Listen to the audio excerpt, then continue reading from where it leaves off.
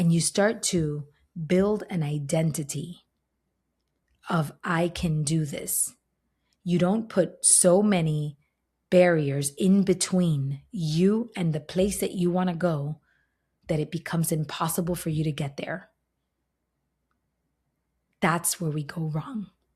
We make everything so fancy and perfect and elaborate that we don't do the minimum things that we need to do to get to that version of ourselves. And it applies to everything in your life, I promise.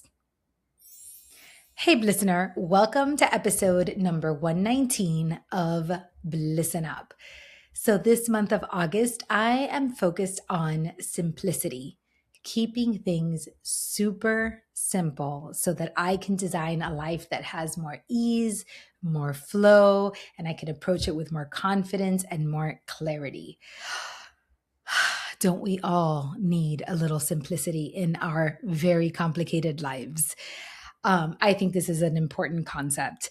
And I have to tell you that I often receive feedback from my podcast listeners that I am pretty good at making things that are complicated more simple. So people tell me all the time, man, you really make living with intention such a simple process. Or when you shared that story, I understood the concept. It was like you made it so simple to have these perspective shifts or to integrate these tools into our lives and to make them real and tangible so that we're living with intention isn't just theory, but actually a practice that we can follow. And I am honored that you might view me that way. But I have a confession to make. I also have a unique gift of making simple things extremely overly complicated. And sometimes I don't know how to see my way out of overcomplicating something that should otherwise have been simple.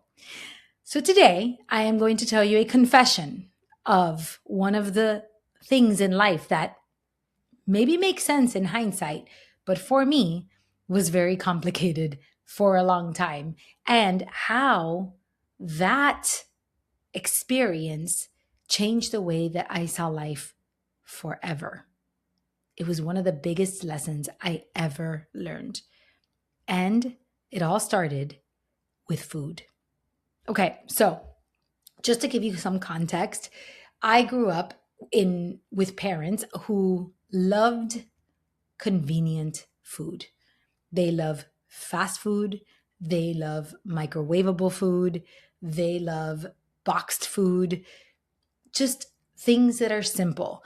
My mom was a working mom. My dad was on the road all the time, traveling, a road warrior, as they would call it. My parents were divorced. There was a lot of chaos and full houses with blended families and all this kind of stuff. And we all had to eat. So even though my mom is a delicious cook, she makes amazing food and made us homemade food almost every single night of our lives. You know, rice I grew up in a Cuban household, so it was arroz, frijoles, and pollo or viste, right? Which is rice, chicken, and some sort of protein. Never vegetables, but we did have the rice, the beans, and the protein every single day. And I grew up with that food on the table. So, you know, I had a lot of homemade food, but in addition to that, we also had all of the convenient food. So when KFC or Burger King had 99, or McDonald's, whichever one had 99-cent burgers on Wednesdays, you better bet your bottom dollar that on Wednesdays we had 99-cent burgers, you know, and we ordered pizza almost every weekend because by Saturday or Sunday, my mom was too exhausted to cook. So it was pizza for dinner or for lunch, or any other fast food. And I grew up with cereal. And if we were going to make cookies, I would just, you know, she would buy the Pillsbury cookie dough, and that's what we would make for cookies, which was fine. Not the healthiest approach to life, but it worked for our family, except that I never grew up watching anyone making anything from scratch ever. I mean, I saw my mom cooking, but I didn't stand next to her and cook with her. And she didn't make cookies or baked from scratch or anything like that. Everything was kind of, if we had pancakes in the morning, she'd buy like the pre-made batter, and you just put it on the pan and make it. So I grew up with this kind of food, and I never thought twice about it. I never knew that there was any other way to eat other than this processed food. So even though I got older, I never stopped to think about the foods that I was eating. I never stopped to question, where does this food come from? In fact, there was one time when I first started dating my husband that he came over to my house, and we had recently gone out to dinner and had Thai donuts at some restaurant. And I absolutely fell in love with the Thai donuts. And we got home, or we were at my house and he was visiting. And I told him, man, I would love to eat those Thai donuts again. So he got up and he went into my mom's pantry and started looking around and found, I guess, the Pillsbury croissant dough and some other ingredients. And he put everything together and he created Thai donuts for me. He cooked Thai donuts for me. And I was flabbergasted, shocked. Like, how could he put that together? It didn't even occur to me how that could happen. And then one day we were talking about making chocolate chip cookies. And I said to him, we need to go to the store to buy the cookie dough. And he said, well, we could just make cookies with the ingredients we have here. And I really didn't understand what he meant. I'm like, what do you mean? He's like, well, Caro, all you need is flour and eggs and milk, and you combine it and some chocolate chips and and sugar, and you're going to make yourself chocolate chip cookies. In my mind, I had never stopped to consider how that dough became the dough that was in the little tube of Pillsbury cookie dough. I swear, I'm embarrassed to admit this, but this is true. I never thought about it. I'm shocked when he's telling me that this is made of actual ingredients. And he looks at me and he's like, Gato, what did you think it came from? Like, it fell from the sky? Like, how do you think the cookie just exists as it is? And I was like, I don't know. That's how I had seen it. That was inception to me. That's where the story began. I didn't look back to see what created this thing. It's pretty mortifying to admit this out loud, but it is what it is. So then in 2011, I made a decision that I was going to change my eating habits. I wanted to stop eating junk food. I wanted to stop eating sugar. I wanted to take my nutrition seriously. And there was a huge learning curve for me, because up until then, all that I knew was fast food and box food. If I was going to make pasta, it was pastaroni from the box. If I was going to make macaroni and cheese, it was Kraft mac and cheese from the box. I mean, this is how I grew up, and I took this into my adulthood. But I was committed. I was committed to starting to change my diet. And it felt like the most complicated thing in the world. I felt like I was learning a brand new language. I didn't know where to begin. I didn't know what I was supposed to do when I got to the grocery store. I would try to think to myself, well, if I'm eating a sandwich from Burger King, it's bread and it's chicken and there's cheese. I mean, aren't those real ingredients? Like, I was so completely dumbfounded by the whole experience. But I started to learn a little bit, and simultaneously with that desire to start eating healthy, my middle child was starting solid foods. Now, I already had an older son, and he was about 2 years old, but when he started eating foods, I really wanted to give him the best that I could give him. So I started giving him Earth's Best organic food instead of Gerber because I thought I was really up leveling the ingredients and I wanted to give him organic baby food. And I really thought I was doing the best I could possibly do by him by giving him, the least, I guess, processed baby food that I could give him.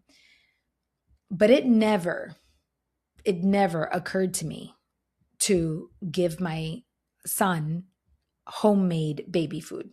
I it didn't occur to me. I wouldn't even know where to begin. But when my middle child was starting to eat solid foods and I had started to eat healthy, I was having a conversation with my girlfriend Yaimi, and we were talking about changing our diet and all this kind of stuff. And Yaimi said, "Hey, since you're on this health kick and you want to eat really well, why don't you make baby food for Justin?" And I said, "What do you mean?" She says, "Yeah, you can make homemade baby food for Justin. It's super easy." And I'm like, I wouldn't even know where to begin. I have no idea what I could do with that. And she says, "I'm going to send you a baby food book, and it's going to give you some recipes. It's going to be so much easier. You're going to see it's not that bad." So I'm like, okay.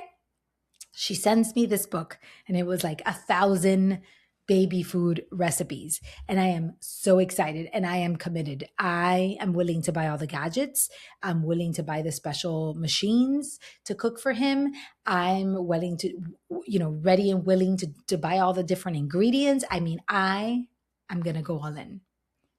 And then I opened the baby book, and the first recipe that I opened to is how to make banana for your baby. And it says, you peel the banana, you grab a fork, you mash the banana, you feed the banana to the baby. I'm sorry, what? Then I turned the page because I was like, this can't be that easy. It says how to make avocado for your child. You slice the avocado, you scoop the avocado out with a spoon, you mash the avocado, you feed the avocado to the baby. My mind was blown. And I realized what I had done to my older child on a trip that we took to Washington, D.C. about a year prior. We were going to George Washington University for my husband's cousin's law school graduation. And the night before we were set to take off, I had all of my Earth's Best baby food packed in my luggage that I was going to check in to the airplane and take with me, because I wanted to make sure that I had enough food for every day of the 3 or 4 days we were going to be on the trip. And my husband looked at me and said, "Caro, there's grocery stores in Washington, D.C. You do not need to pack 20 bottles of baby food. We'll just buy the baby food when we get there." I was like, "Are you sure?" "Yes, don't worry about it. Like, we'll find food there." So I obey my husband. I take the baby food out of the luggage, obviously frees up a lot of space. And we head out to Washington. And when we got to the university and we started looking around, we realized that there was actually no grocery store in the near vicinity, anywhere near in sight. And we didn't have a car. And we had this baby in the stroller, and there was no food available anywhere. So I finally found a CVS in which I asked if there was any baby food there. And they said yes, at the bottom shelf in row Q, 38. And I went down to row Q38. I went down to the very bottom of the shelf. I looked all the way in the back, and there was Gerber carrot puree all the way in the back. And there was like 10 bottles or 6 or something like that. And I grabbed all of them. They may have been 45 years old, but I grabbed all of them and I bought them. And I proceeded to give my child carrot, Gerber, old food for the rest of the weekend. By the time that we got home, his face had started turning a little orange. Like he actually was looking orange because he'd eaten so many carrot purees that weekend. And it never, ever dawned on me that at the restaurants that we were going to, I could look at the waiter and say, "Could you please bring me a banana or an avocado or a mango or a strawberry or anything soft that I could feed this 8-month-old child other than this carrot puree?" Never occurred to me. I know. And that one didn't even occur to my husband, which was incredible because my husband is he's the one that revealed the information about the cookie dough. So you'd think that my husband would know better, but my husband was also stuck in the idea that because it was a baby, he could not dare to mess with the baby's food. He thought maybe it has to be sterile or boiled, and we have to take out all of the bacteria, and it has to be in a can or whatever. Like there's some process that goes on to babyfy it so that the child gets the proper nutrition. So even my husband was as confused by that whole experience as I was. But that is how complicated our relationship with food was. And when I got that baby food cookbook and I understood what whole ingredients were, it changed my life. It literally changed my life because I stopped looking at food as this thing that has to be prepared. And I started looking at nutrition from ingredients per se. Are you eating whole foods, avocados, apples, bananas, vegetables, Brussels sprouts, broccoli, single ingredient foods that I could prepare and consume and avoid all of the boxes and the junk that I was used to and the comfort foods that were making me sick. It was so simple. And yet, I had found a way to make it so complicated. It felt so complicated to me. From that moment on, it really changed the way that I approached life in general because I started looking at life like ingredients. Yes, you've got this prepared thing here, and this is what the outcome you're trying to achieve. But what are the ingredients that made it so? What is the path of least resistance? What is the simplest thing that you could do to move from step A to step B?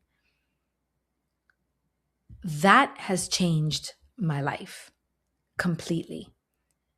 Even in business, I have been drawn to people that make business less complicated. So I had a coach that I worked with, and when you are in this entrepreneurial world and you're a speaker and a coach and a podcast host like I am and all this stuff,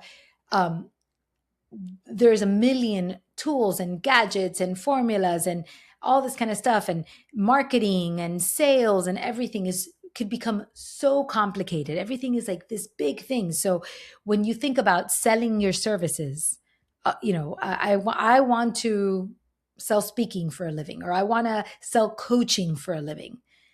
If you look at the products that are given to you, you looked at the business in a box formulas that people give you, you start to think that you need this crazy world of packaging to be able to sell your services. So you need a website, and you need a book, and you need a PR firm, and you need a social media team, and you need to post 7 times a week, and you need to have a video reel and a demo reel and a one sheet and a bio and all this crazy stuff. I mean, you just need everything in the world to be able to be hired to coach or to speak or to do this business. So you go in and you want to start this business, and you spend an inordinate amount of time and money and energy in building these things, right? Getting yourself ready. And I made this mistake because I overcomplicate simple things until I found a coach that said to me, you don't need any of that. You literally don't need any of that. The only thing you need to sell coaching is to tell people you're a life coach and make them an offer to work with you and get paid for the offer, get paid for the service. And if you could boil it down to those 3 things, you can make money as a life coach. You don't need a website. You don't need fancy cameras. You don't need a good microphone. You don't need a podcast and a book and a marketing magazine and to be featured in Success magazine to get hired to do this work. You just need to tell people you're a life coach, tell them how you can work with them, and exchange money for the relationship. Same thing goes with speaking. You can start speaking tomorrow. All you have to do is tell people you know that you want to speak for a living, make an offer to speak at their event or organization or association or living room or whatever, and deliver a speech. Yes, you will have all of those things eventually, the one sheets and the marketing plans, and maybe you'll have a podcast, and maybe you'll write a book, and maybe you'll have a great website with a great hook and a great sales page. But you don't need that to start. Just like you don't need a fancy nutrition plan to start eating healthy. You don't need a dietitian, a nutritionist, and a meal plan that tells you exactly what you have to eat morning, noon, night, and macro counting and calorie counting and making sure that you have exactly the same right ratio of protein to carbs. And all you need to do is start with whole ingredients. Go back to the basics. Make it simple. Start simple. Then you can evolve. Then you can learn.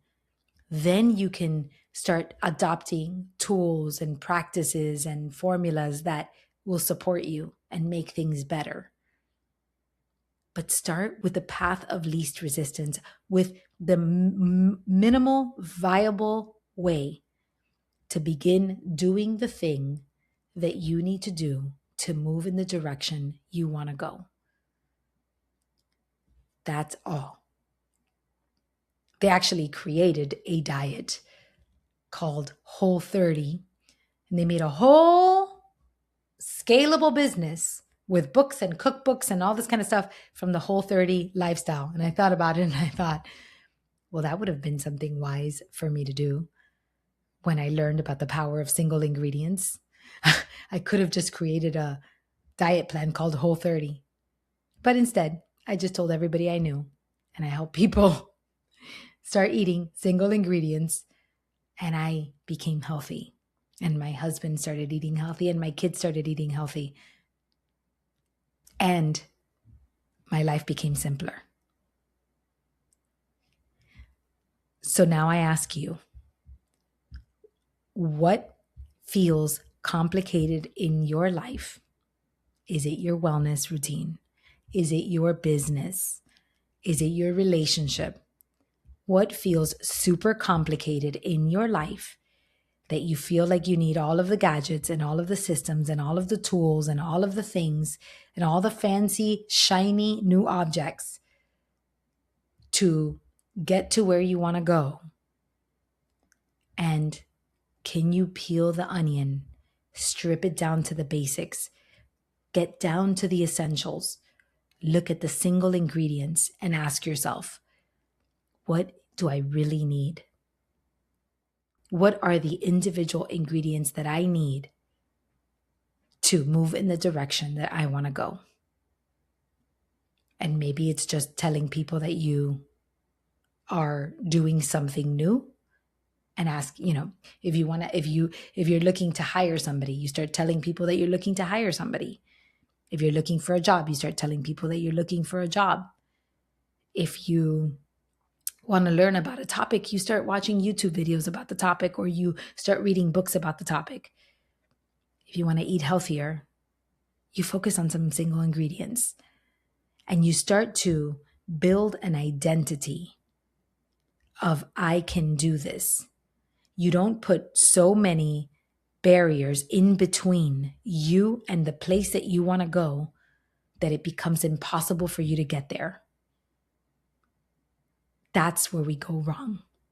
We make everything so fancy and perfect and elaborate that we don't do the minimum things that we need to do to get to that version of ourselves.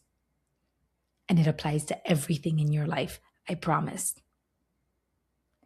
So today, I want you to focus on simplicity. And I want you to take a look at where you may be overcomplicating your life. So here's my invitation to you. The Well is my group program where we do this work of simplifying our lives and reducing the overcomplications that keep us further and further away from our goals. We do this by establishing rhythms instead of forcing rigid rules that set us up for failure. I love this program and the community in it. These are people who are thirsty for tools to live with intention, and they are ready and willing to borrow energy when they need it, but also lend it when they have it. That's why this becomes such a nurturing place. These women come together and they support each other, they connect with each other, they learn from each other, and they create intentions together. If this episode resonated with you and you feel like you could benefit from this work, I would love to have you in the room. Just go to carolinedebosada.com/thewell and you'll learn all about it. I hope to see you there. So that's all I've got for you today. I hope that this episode has served you. And if you're ever feeling bad about overcomplicating your life, just remember me. Remember me and the cookie dough. Remember me and the carrot Gerber food turning my child into an orange little human. And give yourself some grace. And remember, we're all in this together. We're all learning as we go, doing the best we can with what we know at the time. And we can all find a simpler way. Have a great one, and I'll see you next week. That's it for today's episode. Thank you so much for being here. It means the absolute world to me. Now, if this show helps you live with a little more intention and you love it, the best way to support it is by following wherever you listen and leaving a rating or a review. That is how new listeners can find us, and it helps more than you can imagine. So until next time, keep noticing the sparks of bliss in your life. Bye for now.